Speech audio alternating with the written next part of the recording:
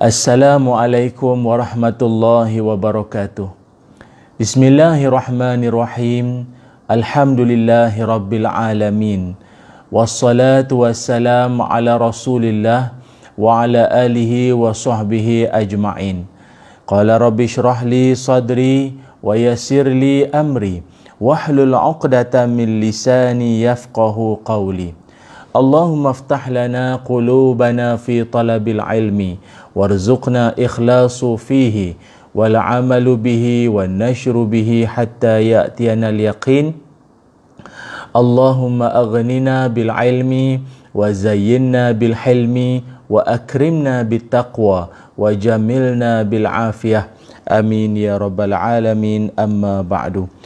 Alhamdulillah, syukur dan puji dipanjatkan ke hadrat Allah Subhanahu wa taala.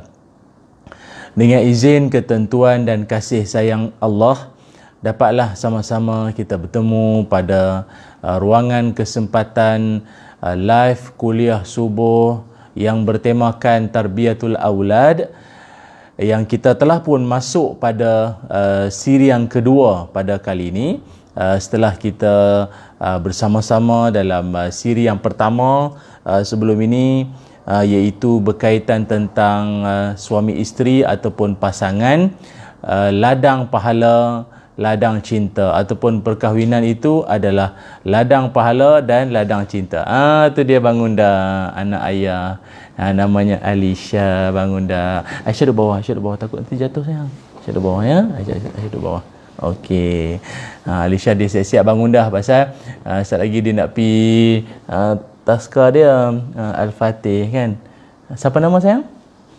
Adelina Alisha. Okey. Aisyah mau ajak sayang Ya, Aisyah duduk sini je tau. Okey. Tengok kawan-kawan ayah semua ada. Aisyah bagi salam, cakap Assalamualaikum. Cakap Assalamualaikum semua.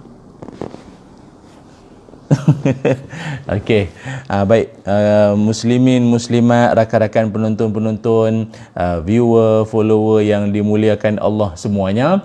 Baiklah, baru-baru ni pada siri yang pertama, kita ada membincangkan tentang suami isteri ataupun perkahwinan, ladang pahala dan ladang cinta.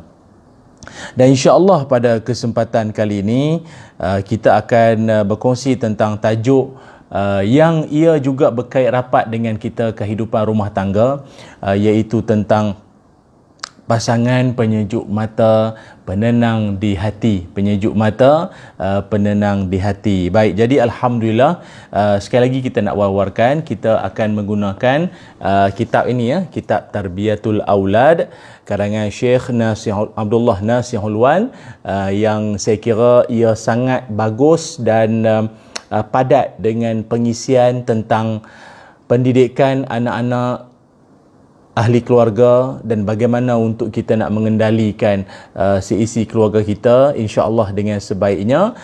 Jadi bagi para penonton yang ada kitab ni boleh rujuk ya. Cuma saya tidaklah sepenuhnya menggunakan kitab ini, cuma kita beberapa poin-poin penting yang kita ambil dan saya akan kupas supaya dia tidaklah kelihatan terlalu berat ya para penonton yang dimuliakan Allah semua.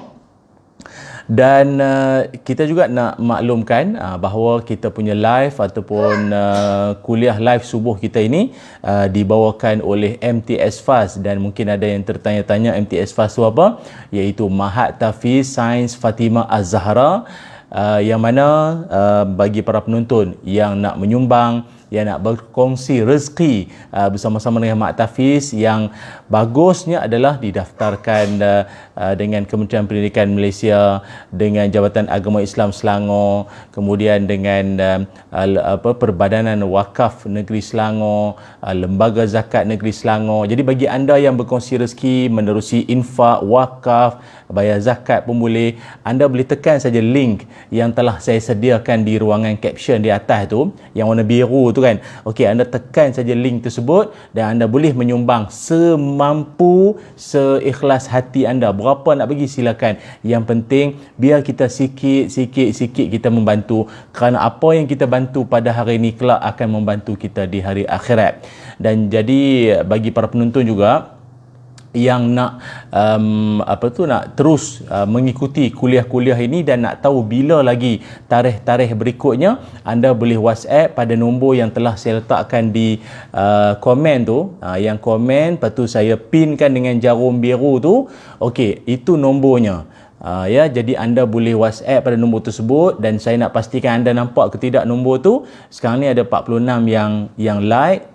Cuba kita bagi sampai 100 like pada ruangan komen yang saya dah pinkan tu.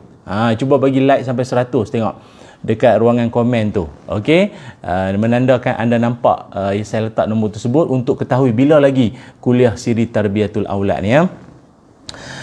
Baik, jadi terlebih dahulu kita juga nak meraihkan sahabat-sahabat, teman-teman kita yang telah pun bersama-sama dengan kita sejak daripada awal tadi. Kita ada Azah Harun, kita ada Puan Siti, kita ada Nur Hamidah Abdul Rashid, Sarifah Khalwa Yahya Sky apa ni? Mar WKN, Ilyas Nazrin. Oh, Ilyas juga. Tapi Ilyas ni mesti lagi handsome. Nur Eliana, Pauzah Abdul Hamid. Kita ada Salina Osman, Kak Sal, Abdul Wahid Paijo is watching. Terima kasih. Wahida Jahidin, Esah Miskam, Shida Saibul, Azlinda Lin, Ruzan ni Mat Siraj. Anda boleh share juga anda berada di kawasan mana, negeri mana, daerah mana, dan kalau boleh anda tolong share video ni, moga dapat ditonton lebih ramai lagi kawan-kawan semua. Tolong share video ni ya. Bagi anda yang dah share, tolong type di ruang komen tu dan share ataupun dah share pun, tak kisah. Kita ada Nur Surya Roslan, Waalaikumsalam. Shima Ahmad, Waalaikumsalam. Razif Zaini, Nur Zahyu, Mak Yusof, Nur Asyah. Okey, baik, macam biasalah tak sempatlah saya nak bacakan kesemuanya. Walau apapun, saya ucapkan terima kasih dan jutaan penghargaan kerana sudi untuk teman berteman bersama dengan saya pagi ini, dan juga anak comel saya Alisha. Okey, Adelina Alisha pagi ni. Para penonton yang dirahmati Allah sekalian, topik yang akan kita bincangkan pada kesempatan kali ini iaitu berkaitan tentang pasangan penyejuk di mata, penenang di hati. Pasangan penyejuk di mata, penenang di hati. Para penonton yang dirahmati Allah sekalian, kalau sebelum ini kita ada membincangkan tentang perkahwinan itu adalah ataupun pasangan merupakan ladang pahala dan juga ladang cinta. Kenapa disifatkan sebagai ladang? Kerana kalau daripada ladang kita dapat menuai hasil. Kalau ladang kurma ke, kalau pisang, kebun pisang ke apa, kita menuai hasil buah-buahnya itu. Akan tetapi kalau ia merupakan rumah tangga yang bahagia, maka ia menjadi suatu ladang pahala. Setiap apa yang kita lakukan dalam hidup suami isteri ni, semuanya meraih pahala di sisi Allah Ta'ala. Benda baik-baiklah, jangan duk bergaduh sampai melebihi batasnya, itu nanti kan dosa pula. Yang pahalanya itu kita tolong isteri, memahami pasangan, tolong suami, jaga aib maruah suami. Kita buat apa pun, walaupun sekecil-kecil perkara sekalipun, ia tetap dinilai pahala di sisi Allah Subhanahu Wa Taala. Sebab itu kalau kawan-kawan pernah dengar berkaitan tentang syaitan, dalam banyak-banyak syaitan ni, ada satu syaitan tu namanya syaitan Dasim. Syaitan Dasim. Kalau anda pernah dengar tentang perihal syaitan Dasim, tolong type di ruangan komen pernah dengar. Okey, kalau anda pernah dengar tentang perihal syaitan Dasim ni, tolong catat di ruangan komen tu, pernah dengar. Syaitan Dasim ni, dia adalah syaitan yang memang dia ni kerja dia adalah untuk memporak-perandakan ataupun meruntuhkan ataupun membuatkan pasangan suami isteri bikin gaduh, bermasam muka, cari pasal, yang sampai terbawa-bawa kepada dosa lah, senang fahamnya, kan, membenci yang teruk, kan, Dasim, dan sampai tahap berpisah, bercerai. Dan inilah, kalau tuan-tuan nak tahu, dalam ranking ramai-ramai syaitan-syaitan ini yang merupakan syaitan kanan kepada iblis. Nak kata penolong kanan sekolah tak kena, tapi syaitan kanan kepada iblis. Maknanya iblis tu chairman dia, punya CEO besar dia tu. Syaitan kanan dia itu adalah Dasim. Rupa-rupanya kalau anda pernah ikuti kuliah saya sebelum ni, saya pernah kongsikan dalam banyak-banyak matlamat iblis ataupun dalam banyak-banyak vision iblis ini, dia punya hala tuju dia adalah untuk memisahkan ataupun disebut sebagai tafriq. Tafriq, apa makna tafriq? Iaitu dia nak suami isteri ni berpisah. Dia nak suami isteri ni berantakan, bergaduh, porak-peranda, benci-membenci. Itu yang dia nak. Jadi kawan-kawan para penonton yang dimuliakan Allah semua, kalau mungkin ada yang nak terjebak, yang nak terlibat ataupun yang nak cenderung ke arah itu, ke itu tu maksudnya bergaduh yang keterlaluan suami isteri ni, banyak-banyak istighfar, minta ampun pada Allah Ta'ala, kerana mungkin pada ketika itu pasangan suami isteri itu sedang berada dalam bisikan syaitan Dasim. Nama dia Dasim. Jangan pibuh nama anak pula. Nebuh nama Dasim pula, jenuh, terkejut. Kalau orang tak pernah dengar, lain cerita ni. Kalau orang tahu tentang nama-nama syaitan, terkejut. Dia kata, nebuh nama anak nama syaitan pula. Dah tak ada nama lain. Agak nama orang, dia nak cari nama yang rare, lain pada orang, nebuh nama syaitan pula anak tu ya. Wal'ayazubillah. Baik para penonton yang dirahmati Allah sekalian. Dalam kesempatan kali ini, kita akan menyambung tajuk berkait tentang pasangan penyejuk mata, penenang di hati. Bagi anda para penonton yang masih lagi ingat, kalau yang sudah, kita buat ulang kaji sikit ya, macam PDPR lah, ulang kaji sikit. Kalau yang sudah, saya pernah kongsikan tentang apakah di antara tanggungjawab seorang suami dan juga ciri-ciri seorang isteri yang solehah. Mungkin ada yang tak sempat tengok sebelum ni, ataupun tengok tapi terlupa. Terlupa. Al-insan la yakhlu minal khata' wan nisyan. Namanya manusia itu tidak akan pernah sunyi daripada kesalahan, kesilapan dan juga lupa. Okey, jadi saya ulang kembali. Sebelum ini dalam kupasan Tarbiyatul Aulad siri yang pertama, kita akan kongsikan, kita telah pun kongsikan bahawa seorang suami ini sekurang-kurangnya ada 3 perkara penting yang mesti dia kena titik beratkan. Pertama sekali, seorang suami adalah pemimpin kepada keluarga. Pemimpin kepada keluarga. Ar-rijalu qawwamuna 'alan nisa. Seorang laki-laki itu adalah yang menguasai, yang memimpin, yang menerajui wanita. Maknanya dialah yang membimbing orang perempuan ataupun membimbing keluarganya itu. Pemimpin, tu yang pertama. Okey, ataupun juga saya kongsikan sebagai seorang pemimpin tu apa dia? Mencadang, buat keputusan, dan juga apa lagi? Satu lagi yang saya sebut sebelum ni. Ingat kan? Okey, tak apa. Yang penting pemimpin tu, dia punya kata kunci dia. Yang kedua sebagai seorang suami adalah jangan bela kesalahan sendiri. Yang kedua, seorang suami jangan bela kesalahan sendiri. Bila buat salah, keterlanjuran, buat apa-apa yang mengguris hati pasangan maupun anak-anak, jangan duk bela kesalahan diri sendiri. Jangan, abang tak ada, abang benda tu dah salah. Benda tu dah memang salah pun. Tak payahlah membela kesalahan diri sendiri. Apa kelebihan orang yang tidak membela kesalahan, orang yang dia kalau dia buat salah, dia tak bela kesalahan. Dia mengaku kesilapan diri dia. Apa kelebihannya? Nanti ahli keluarga juga akan bersikap berperangai yang sama. Maknanya bila masing-masing buat salah, masing-masing akan mengaku, kerana pemimpinnya pun jenis senang mengaku kalah ataupun mengaku salah. Mengaku kalah tu bunyi lain pula mengaku salah. Bila pemimpin pun mengaku salah, maka anak-anak buahnya yang lain di bawah pimpinannya pun juga akan jadi orang perangai yang sama. Okey, kalau orang kata, kenapa Ustaz didikan daripada rumah ni dia banyak memainkan peranan? Memang ada orang bijak pandai kata, sekolah tempat membina otak, rumah tempat membina watak.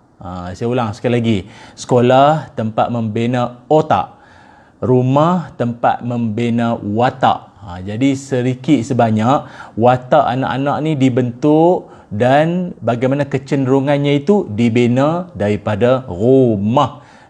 Okey, tu yang kedua. Dan yang ketiganya adalah tanggungjawab seorang suami mengetahui hak dan batasan pasangannya, ataupun mengetahui hak dan batas seorang isteri.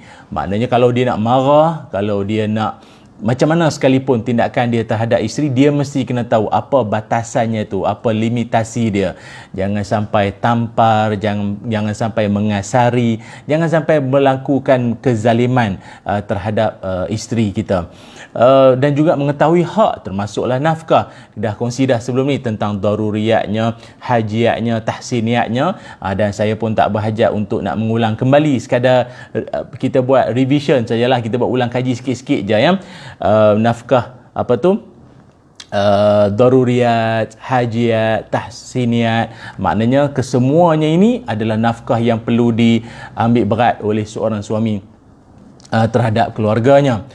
Itu tentang suami. Kalau tentang isteri pula, telah saya bacakan hadis Rasulullah sallallahu alaihi wasallam berkaitan di mana Nabi menyebutkan tentang sifat-sifat isteri yang solehah itu ada 3.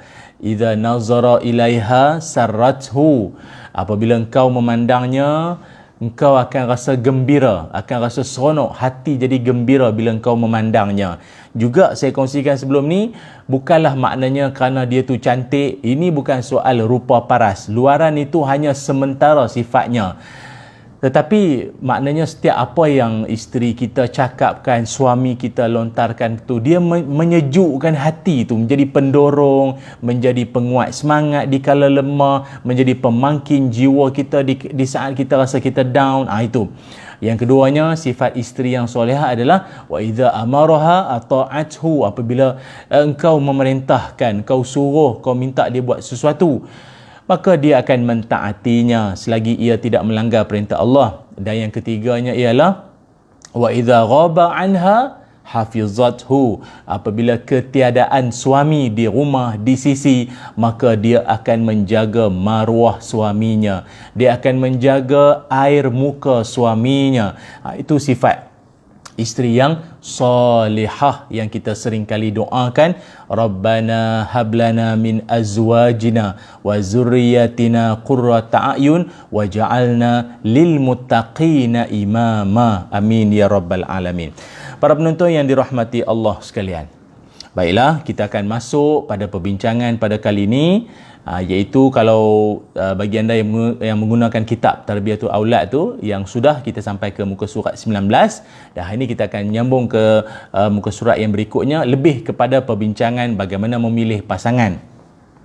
Namun para penonton yang saya sayangi sekalian, sebelum saya nak masuk pada perbincangan pada hari ini, sekali lagi saya nak mewawarkan bagi anda yang nak menyumbang, yang nak bersedekah, yang nak infak, yang nak zakat pun boleh, anda nak berwakaf pun boleh, anda bolehlah tekan link yang telah saya sediakan di ruangan caption di atas tu. Anda tekan saja link yang warna biru tu. Okey, di mana bila anda tekan saja tersebut, anda akan tengok ada satu form borang di mana anda boleh isi nama dan juga beberapa maklumat, dan termasuk juga berapa amount yang anda sudi, yang seikhlas hati anda nak menyumbang untuk MTS Fast ataupun Mahat Tahfiz Sains Fatimah Az-Zahra, untuk sama-sama kita membantu pembangunan dan pengurusan Mahat Tahfiz ini, yang kita kata apa, sebagai suatu usaha untuk melahirkan khalifah yang multiplayer atas muka dunia ini. Sebab sekolah ni menariknya, dia ada 3 aliran utama, dia ada akademik, dia ada agama dan juga tahfiz. Jadi para penonton, saya doakan kepada semua yang menyumbang, kepada semua yang sudi untuk berkongsi rezeki, menginfakkan hartanya untuk pembangunan sekolah ini, saya doakan moga dipanjangkan umur, diberikan kesihatan yang baik, diberikan kelangsungan rezeki dalam hidupnya, asbab dia membantu institusi yang nak melahirkan khalifah yang dalam dadanya ada Al-Quran. Amin ya rabbal alamin. Baik, kawan-kawan yang dirahmati Allah sekalian, bila kita sebut tentang pasangan penyejuk mata, penenang di hati, Ini menyebabkan satu benda yang kita terfikir. Dalam dunia ini, mampu atau tidak kita meraih kebahagiaan? Ya, kita mampu untuk meraih kebahagiaan. Ada setengah orang dia mencari bahagia dengan macam-macam cara.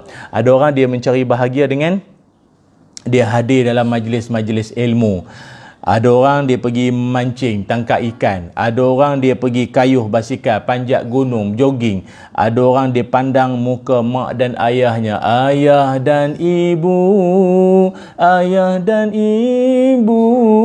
itulah permulaan kami dapat melihat bulan dan matahari. Jadi ada orang dia pandang muka mak ayah dia ada sayu, dia ada sebab, dia ada rasa bahagia dalam hatinya itu. Bagi yang masih ada mak ayah lah, bagi yang dah tak ada, kita kirimkan doa. Ataupun ada orang dia bahagia apabila dia dengar isterinya berleter.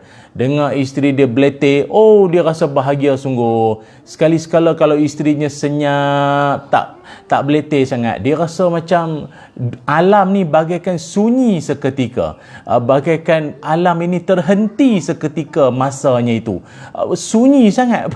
Kalau isteri dia kot demam ke, tak sihat ke, sampai tak boleh nak bercakap, ulcer banyak dalam mulut. Yang akhirnya dia jadi tak bercakap. Jadi kita pun rasa sunyi. Ada orang dia bahagia bila dengar isteri dia membebel ke, beletir ke, dia seronok, bertambah cinta. Abang rasa sayang sungguhlah dekat awak ni, pasal awak ni banyak bercakap tu jadi menghibur. TV tak ada siaran pun tak apa, ada siaran langsung di rumah sendiri. Jadi macam-macam lah cara orang untuk mencari kebahagiaan. Dan bahagia itu tidak semestinya pada harta. Ada orang tinggal di rumah setinggan, duit pun cukup-cukup makan, kereta pun wak segan, tapi anak 8 itu pun sambil-sambilan. Maknanya dalam rumah tangga ni tak semestinya soal material itu yang menjemput bahagia. Ada faktor-faktor lain. Sebagai contoh dalam Quran, Allah Ta'ala berfirman, A'udzubillahi minasyaitonirrajim. Man 'amila salihan min dzakarin aw untha wa huwa mu'min falanuhyiyannahu hayatan thayyibah ila akhiril ayah. Sadaqallahul azim.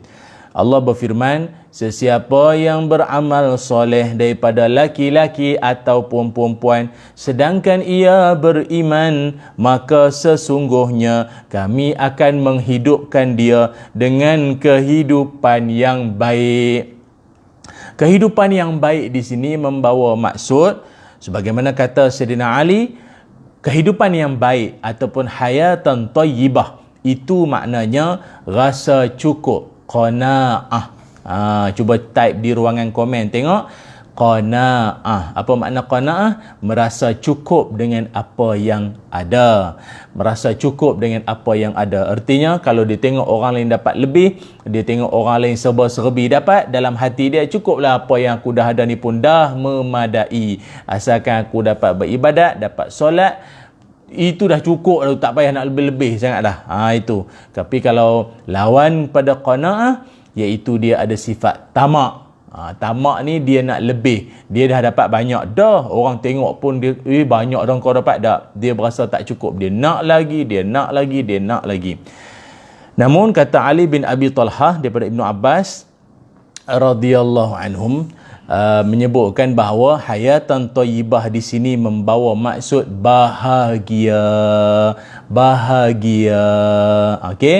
Cumanya kebahagiaan ini akan dapat dirasai bagi rumah tangga yang ada iman. Itu yang boleh juga kawan-kawan jadikan sebagai mutiara kata, ya. Keamanan rumah tangga bergantung pada keimanan ahlinya. Okey, saya ulang sekali lagi, tolong catat di ruang komen, ya. Lagi sekali saya ulang. Keamanan rumah tangga bergantung pada keimanan ahli keluarganya. Alisha baca buku apa tu? Kawan-kawan nak tengok tak? Alisha baca buku cerita apa? Mari tengok. Tengok. Alisha baca buku koleksi teladan Islam terbaik. Buku cerita Alisha. Nanti Alisha cerita dengan kawan ayah boleh? Boleh tak? Boleh lah. Okey, Aisyah duduk tepi dulu ya. Aisyah duduk tepi, ayah ceramah sekejap ya. Okey. Kat mana tadi ni? Allahumma salli ala Muhammad. Keamanan rumah tangga bergantung pada keimanan ahli keluarganya. Artinya semakin tinggi keimanan ahli keluarganya itu, maka makin amanlah rumah tangga tu. Jadi cara untuk menghidupkan iman tidak lain tidak bukan adalah dengan menghidupkan agama dalam rumah tu. Solat berjamaah, baca Quran bersama-sama, ingat mengingati, nasihat menasihati. Itu perkara penting yang perlu dititik beratkan dalam sebuah keluarga yang nak dibangunkan keimanan. Sebagaimana yang kita sering panjatkan doa pada Allah Ta'ala, Allahumma ahyina bil iman, Allahumma amitna bil iman, Allahumma hsyurna bil iman wa adkhilna al jannata ma'al iman. Ya Allah, hidupkan kami dengan iman, matikan kami dengan iman, himpunkan kami, bangkitkan kami dengan iman, masukkan kami dalam syurga dengan keimanan. Namun kalau dibincangkan, apakah yang menyebabkan sesebuah rumah tangga tu ada ketikanya itu rasa tak bahagialah, rasa tak syok. Ada orang bila dia nak balik kerja, tak sabar nak balik rumah. Pasal apa? Tak sabar nak jumpa ahli keluarga, nak jumpa anak-anak, dia seronok. Tapi ada orang saat nak balik kerja, nak balik ke rumah tu lah waktu yang paling dia tak syok sekali. Dia rasa macam, aduh, balik lagi rumah dia ada benda yang dia tak seronok lah tu. Jadi tuan-tuan, apakah punca-puncanya? Baiklah, saya nak kongsikan ada 3 punca mengapa sesetengah rumah tangga itu kurang bahagianya. Rumah tangga tu boleh jadi hambar, rumah tangga boleh jadi macam sunyi lah tuan-tuan, dia jadi macam tak happy. Apa sebabnya? Saya kongsikan dalam kesempatan kali ini, iaitu ada 3 sebab. Moga-moga sebab-sebab ini menjadikan kita ataupun menjadi panduan buat kita untuk perbaiki sama-sama ya, para penonton yang dimuliakan Allah semua. Baik, yang pertama sekali, pasangan rumah tangga ini atau suami isteri ini boleh jadi tidak bahagia adalah punca pertama adalah kerana lemahnya iman. Iman ni tuan-tuan, dia benda tak nampak, tetapi dia dapat dirasai kekuatannya itu, penghayatannya itu dia dapat dirasai. Dan kalau ditanyakan dalam dunia ini siapakah orang yang paling kuat keimanannya itu, adalah orang yang paling cinta pada Allah Ta'ala. Dalam Quran Allah berfirman, walladzina amanu asyaddu hubban lillah. Surah Al-Baqarah ayat 165. Al-Baqarah ayat 165. Allah Ta'ala berfirman, dan orang-orang yang beriman itu tersangatlah mencintai Allah Subhanahu wa Ta'ala. Artinya orang beriman ni bila dia sayang, dia cinta pada Allah, segala tanggungjawabnya itu akan dia pikul atas dasar cinta pada Allah.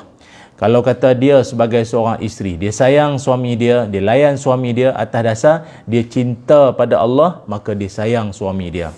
Kerana cinta pada Allah ini akan membuatkan kasih sayang kita tak berketepian. Ya kot, betul tak bahasa tu? Dia tak ada endless. Dia tak ada penghujung cinta tu. Saya sayang awak selagi awak ni cantik. Saya sayang awak selagi awak ni banyak duit. Saya sayang awak selagi awak ni ada jawatan. Saya sayang awak selagi awak sayangkan saya. Faham tak? Faham macam tu? Dia kalau bila Allah Ta'ala dalam hati kita, cinta kita, maka segala cinta-cinta yang lain tu akan menjadi pendorong, akan jadi kuat. Kerana bateri utamanya itu adalah mencintai Allah Subhanahu wa Ta'ala. Dan betul lah tuan-tuan, bagi orang yang ataupun para suami laki-laki di luar sana, yang mungkin ada penonton-penonton yang bujang ni, ada tak yang bujang? Cuba type tengok. Cuba type tengok siapa di kalangan penonton-penonton yang masih bujang. Cuba type saya bujang. Cuba type saya bujang. Kalau ada lah. Bagi anda para penonton yang bujang ni, ialah kan, kalau yang laki-laki khususnya bila cari pasangan, kenapa ditekankan supaya walidiniha, carilah yang ada agama. Menurut seorang pakar matematik Islam, Al-Khawarizmi, ini bagus pandangan beliau ni, boleh kita jadikan panduan. Saya bujang 3. Sempoi brother. Saya bujang 3. Bini yang tengok jenuh satgi lah. Oh, mengaku bujang. Dia kata tak, bujang 3. No? Suami ni dia kena ada cara dia untuk mengelak. Ayat tu kena betul tu. Tidak jadi ikut lain. Okey, ramai pula bujang pagi ni. Jangan. Tiba-tiba bujang pula ni. Ya. Akak Mar WKN bujang ke? Jangan. Baru ni mengaku berapa tahun kahwin. Okey. Pakar matematik Islam Al-Khawarizmi ada menyebutkan, kata beliau tentang wanita solehah ini, markah dia matematik kan, jadi dia sebut dia nilai wanita tu ikut matematik ya. Dia kata kalau satu orang perempuan yang dia ni seorang yang taat pada perintah Allah Subhanahu Wa Taala, jenis taat pada Allah ni, maka aku bagi pada dia satu markah. Satu markah untuk dia. Kalau dia ada agama, dia taat pada Allah, jenis semayang, jenis aurat semua memang dia jaga, tak bimbang dah. Aku bagi satu markah kat dia. Tak payah suami nak kena cakap banyak-banyak. Dia sendiri mau ingat. Kalau dia perempuan lah, kaki tu kalau nak keluar tu jangan biar nampak berstokin lah, pakai stokin. Tangan tu, lengan tu jaga, pakai hand sock, tak ada boleh nampak. Dia benda tu tak payah suami cakap lah, dia sendiri ingat lah. Maka kata Al-Khawarizmi, maka satu markah untuk dia.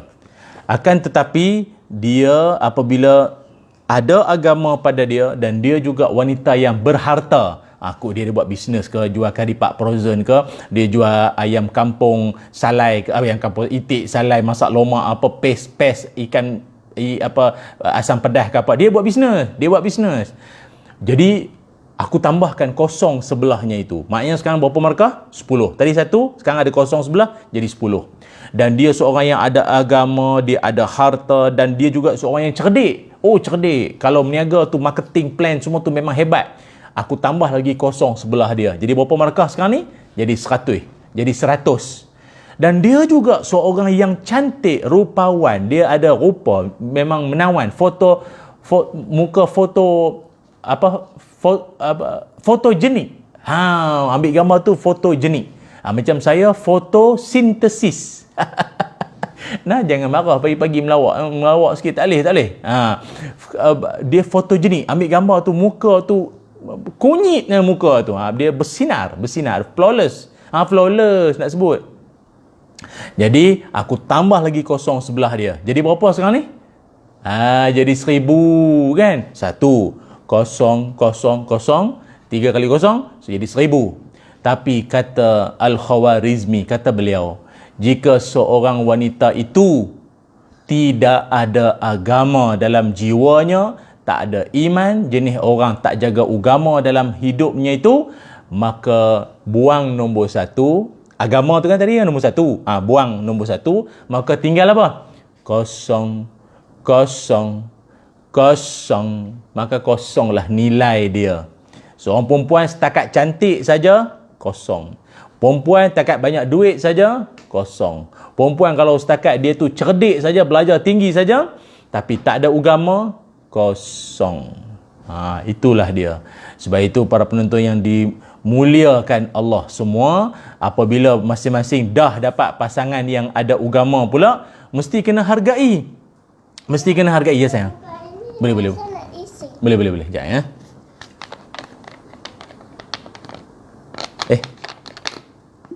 Okey. Nanti bagi ayah Okey. Cakap apa? Terima kasih. Sama. Okey, sambung tadi. Bila Allahumma salli Muhammad. Mana tadi? Bila masa tengah bujang, masing-masing nak mencari pasangan yang soleh, yang solehah semua, maka satu benda tuan-tuan kena ingat. Bila dah dapat pula, mesti hargailah, brother. Come on, akak, sis. Kena hargai. Ramai orang dia kata saya nak suami saya nak suami yang soleh, yang boleh jadi tu imam, yang boleh ajarkan saya Quran, yang baguslah, yang baik semua kan. Tapi masalahnya bila dah dapat suami tu ajak semayang tak mau. Suami tu suruh jaga aurat, tutup aurat semua tak mau. Suami tu suruh lah ni apa masalah ni?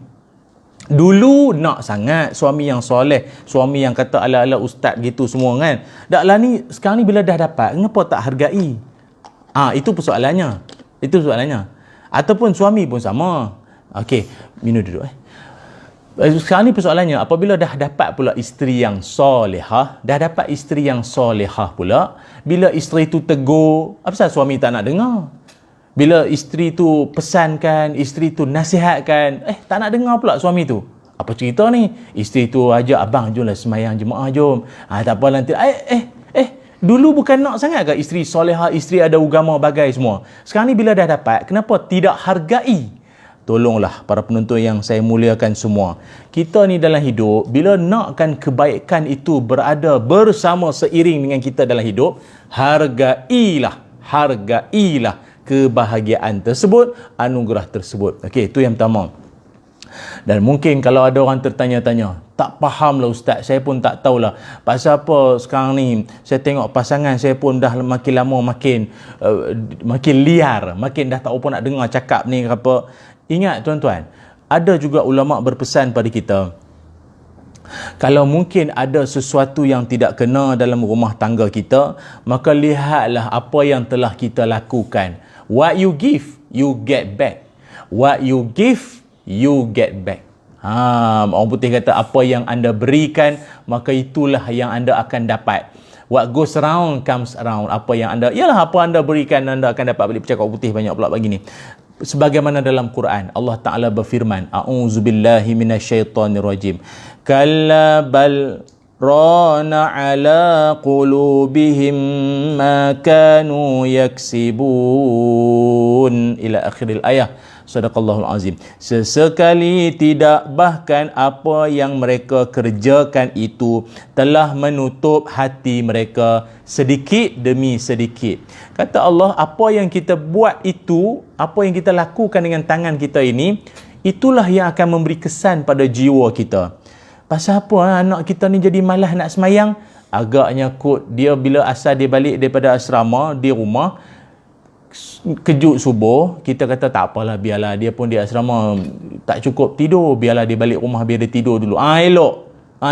Kerana perbuatan kita begitu, akhirnya menyebabkan anak kita lama kelamaan tidak ada selera nak semayang, tak ada selera nak solat. Apabila kita melengah-lengahkan, kita memandang enteng tentang semayang, kita juga punya pasal. Lagi apa lagi?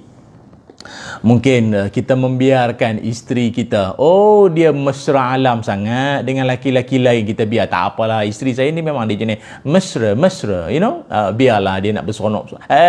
Elok. Lepas tu dia mula membanding suami dia dengan laki-laki lain. Lepas tu dia rasa dia lebih seronok dengan laki-laki lain. Jam hidup kalau macam tu. Habis akibat perbuatan kita sendiri yang asalnya bermula daripada soal lemahnya iman. Itu yang pertama. Yang keduanya adalah kerana pasangan suami isteri masing-masing lupa peranan masing-masing. Lupa peranan ni dalam erti kata apa? Kadang kita biasa jumpa ada orang dia tanya, abang nampak serabut sangat ni, nampak tension, nampak stres sangat ni. Dia kata apa? Tahulah ustaz, isteri saya kuat melawan lah. Isteri saya dia melawan betul lah. Tak tahulah ustaz macam mana nak buat, isteri saya ni jenis kuat melawan, tak dengar cakap saya, dia tak hormat saya. Masalahnya abang tu bila ditanya pada isteri tu pula, kak betul ke akak ni tak hormat pada suami akak ni? Lah dia kata, macam mana saya nak hormat? Cakap tak serupa bikin laki saya tu. Laki saya tu jenis cakap tak serupa bikin. Pandai cakap ke orang, ceramah ke orang, dia sendiri pun tak amal. Jadi dia cakap tak serupa bikin, lepas tu dia cakap macam dia seorang je yang betul. Tu yang saya malas nak dengar cakap dia tu. Dah gaduh. Lah tanya pada anak-anak pula macam mana? Kami malas ada ustaz duduk rumah. Mak ayah bergaduh siang malam. Duk PKP ni. PKP ni lagi lama duduk rumah, lagi panas lah. Buka aircon nombor 16 pun tak jadi. Agak kena cari aircon yang negatif kot. Bawah negatif suhu. Sejuk. Panas rumah jadi bergaduh. Dalam musim-musim panas tengah hari ni bergaduh lagi. Akhirnya tuan-tuan, rumah tidak lagi dirasakan bagaikan rumahku, syurgaku. Patutnya apa yang berlaku ialah mesti menghayati peranan masing-masing. Apa makna menghayati peranan masing-masing? Ini saya nak bagi tuan-tuan. Anda boleh rujuk dalam Quran, dalam surah Al-Baqarah ayat yang sebelum saya nak sebut surah Baqarah ayat ke berapa. Saya nak war-warkan supaya anda standby. Okey, tolong share video ni. Sekarang ni alhamdulillah kurang lebih kita ada 1200 tontonan pagi ni. Pagi subuh punya ramai sibuk pergi kerja, ramai dapat tonton, saya ucap terima kasih. Tapi kalau dapat lebih ramai lagi tontonan, lagilah amat dialu-alukan. Para penonton, sebelum saya nak sebutkan apakah ayatnya daripada surah Al-Baqarah tentang bagaimana untuk suami isteri mengenali peranan masing-masing, saya nak wawarkan sekali lagi bahawa ini ataupun live kuliah subuh kita ini dibawakan oleh MTS FAS ataupun Mahat Tahfiz Sains Fatimah Az-Zahra, yang mana insya-Allah ini merupakan siri kedua dalam 10 siri Tarbiyatul Aulad yang kita rencanakan, yang kita rancangkan, yang mana para penonton kalau nak tahu bila lagi, ini siri kedua, akan ada siri yang ketiga. Bila siri ketiga, 4, 5 dan seterusnya, anda boleh WhatsApp pada nombor yang telah saya letakkan di ruangan komen tu. Nampak tak ada ruangan komen tu? Bukan dekat skrin ni. Bukan skrin, yang dekat ruangan komen tu yang saya pin dengan jarum biru tu. Dengan jarum biru tu.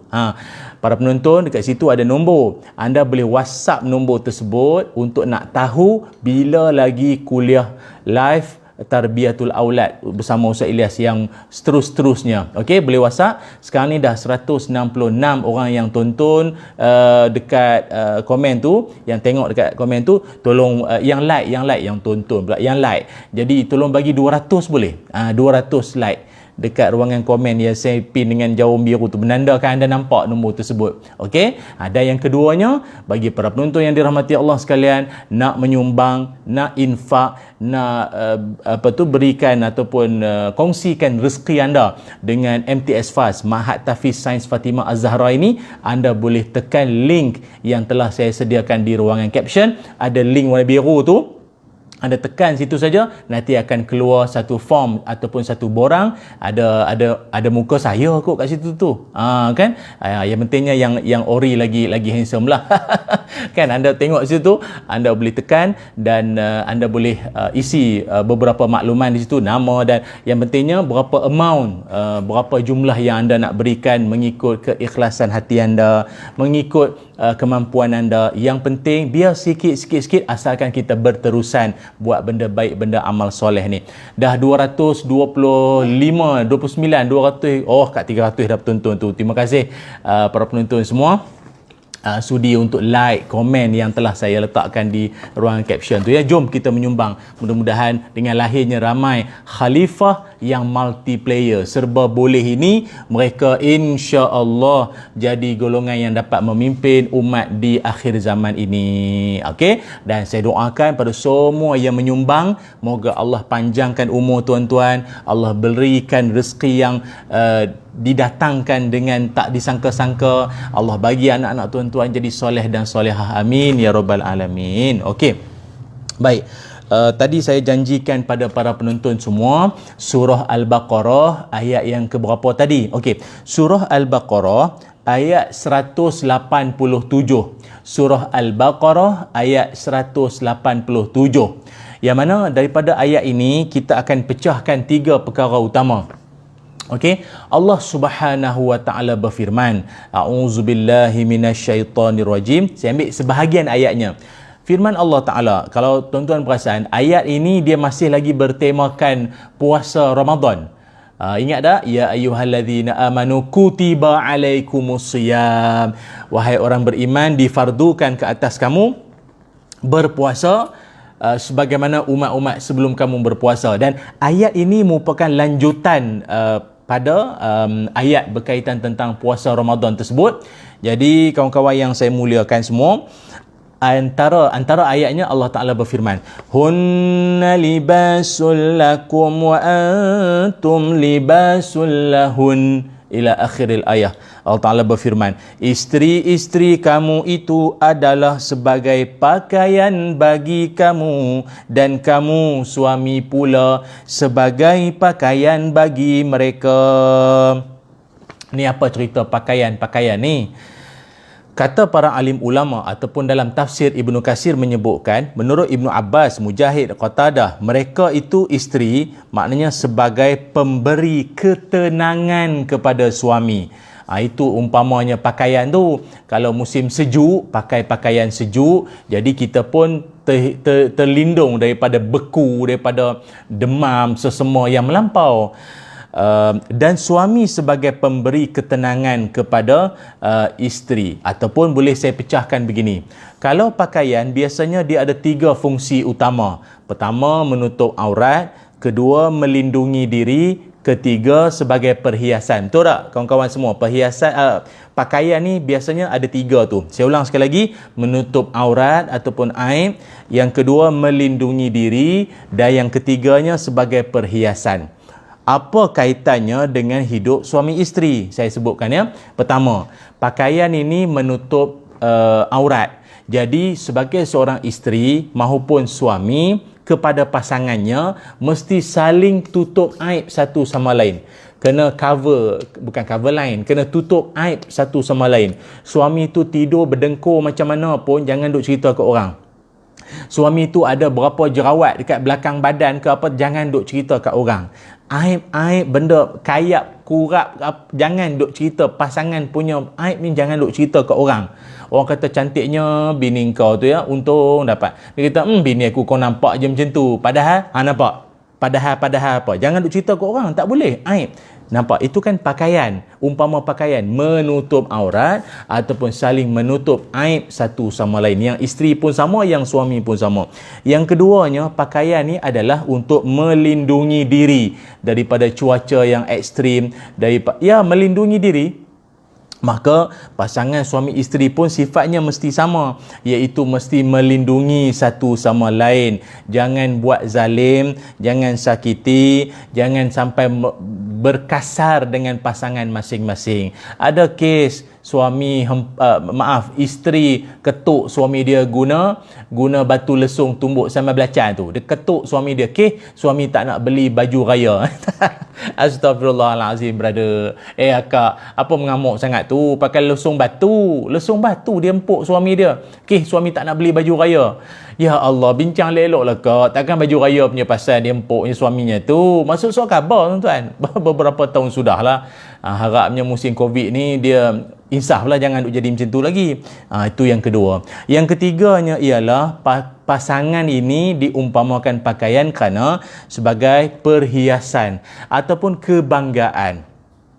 Bagi pasangan suami isteri yang bahagia, dia akan rasa bangga dengan pasangan masing-masing. Kalau pergi majlis, jumpa orang, dia bangga dengan pasangan dia. Dia bangga. Suami dia, isteri dia. Dan bangga ni pun bukan soal kerana dia memiliki apa-apa. Tak semestinya. Dia bangga dia ada suami. Dia bangga dia ada isteri. Dia bangga dia dapat khidmat pada suami dia. Dan suami pun bangga dia dapat menafkahi isteri dan keluarganya. Ada rasa bangga dalam dirinya itu. Orang kalau dia rasa bangga, dia rasa dia nak share dengan orang lain. Dia rasa dia nak kongsi dengan orang lain. Cuma para penonton, kebahagiaan suami isteri ni pun ada batasnya bila nak dipertontonkan pada orang. Sekali-sekala tunjuk jalan tu tak apa lagi lah. Tak payahlah cerita dalam selimut, cerita dalam bilik tidur pun nak update, semua nak selfie, nak tunjuk pada orang. Maaf ya, gambar bercium-cium ni suami isteri tak payah tunjuk. Memang tak pernah nak tunjuk ke orang ni. Kenapa? Ada orang bijak pandai kata, kebahagiaan itu jika terpaksa dijeritkan, terpaksa bagi tahu orang, artinya anda tak bahagia. Saya ulang sekali lagi.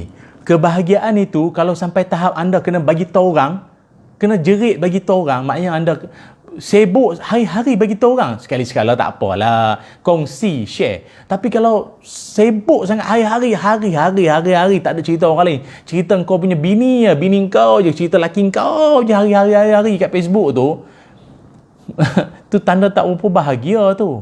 Betul. Dia sebenarnya yang kita nak dalam hidup ni, dia dipanggil high touch, bukan high tech.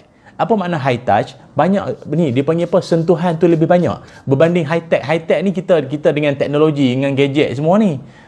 Kalau banyak high tech berbanding high touch, tak berapa bahagia lah macam tu. Tak berapa bahagia macam tu.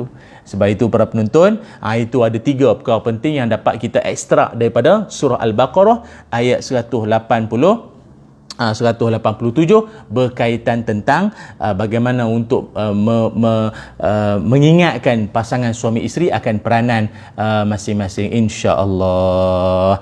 Baiklah, saya kira mungkin sekadar ini sahaja dahulu perkongsian kuliah Tarbiyatul Aulad siri yang kedua dalam kesempatan kali ini, dan saya nak mengingatkan kawan-kawan semua jangan lupa untuk WhatsApp ke nombor yang telah pun saya letakkan di ruang komen tu untuk ketahui lanjut bila lagi kita akan live yang seterusnya untuk Allahumma salli ala Muhammad, untuk siri yang berikutnya, kerana semua kita akan ada 10 siri, jadi kita akan war-warkan dari semasa ke semasa, insya-Allah. Moga kawan-kawan dapat tonton dan ikuti sampailah 10 siri semuanya nanti. Ia akan memberikan manfaat yang banyak pada kawan-kawan semua. Jadi sekali lagi saya rakamkan jutaan terima kasih pada semua para penonton, dan jemput untuk anda menyumbang. Bagaimana cara menyumbang? Anda tekan saja link yang telah saya letakkan di ruangan caption itu, dan daripada situ anda boleh berikanlah berapa sumbangan infak yang anda nak berikan, kerana apa sahaja yang kita berikan, sebagaimana dalam hadis Nabi menyebutkan, di awal pagi 2 malaikat turun. Malaikat pertama doakan, Allahumma, ya Allah berikanlah ganti, ya Allah berikanlah ganti kepada orang yang suka bersedekah. Ya Allah berikanlah ganti kepada orang yang suka bersedekah, dan ya Allah berilah hancur kepada orang-orang yang kedekut, yang tak nak bagi harta ni, tak nak kongsi hartanya, berilah kehancuran kepada dia. Jadi ingat, ini merupakan satu amaran daripada Nabi SAW juga, supaya dalam hidup banyakkan bersedekah, kerana dengan itu hidupmu akan beroleh barakah. Amin ya rabbal alamin, insya-Allah. Jadi kawan-kawan semua, semoga ada rezeki, kita akan bersua lagi. Dan kalau ikutkan tadi saya ada 3 benda kan, saya nak bagi tahu kan, apa punca-punca. Saya cuma sebut lemah iman, kedua lupa peranan, dan yang ketiga akan saya sambung pada siri yang ketiga. Pandai ustaz dia buat gantung tergantung pula. Itu cara dia. Lagipun masa dah mencemburui kita. Jadi poin yang ketiga akan saya sambung pada siri yang ketiga nanti, insya-Allah. Bismillahirrahmanirrahim. Allahumma salli ala sayyidina Muhammad wa ala ali sayyidina Muhammad. Allahumma inna nas'aluka ilman nafi'a wa rizqan thayyiba wa amalan mutaqabbala. Allahumma ya rabbana hablana min azwajina wa zurriyyatina qurrata ayun waj'alna lil muttaqina imama. Wa sallallahu ala sayyidina Muhammad walhamdulillahi rabbil alamin. Amin ya rabbal alamin. Terima kasih semua. Aqulu qawli hadza wa astaghfirullahal azim li wa lakum. Assalamualaikum warahmatullahi wabarakatuh.